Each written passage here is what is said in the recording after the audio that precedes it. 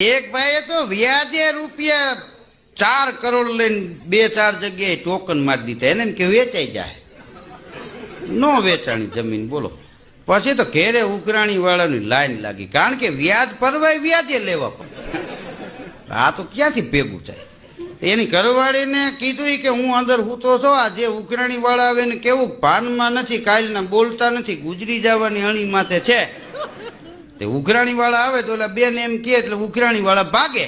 એમાં એક ભાઈ આવ્યા, ક્યાં છે એ કે મારા ભાઈ, તો કે કાલના ભાનમાં નથી ને હવે જીવે કે ન જીવે નક્કી નહીં. એ કે ભલે મરી ગયો હોય, હું તો ક્યાં મરી ગયો હોય તો ત્રણ ગોળી ઝરબી જ દેવી થાય છે.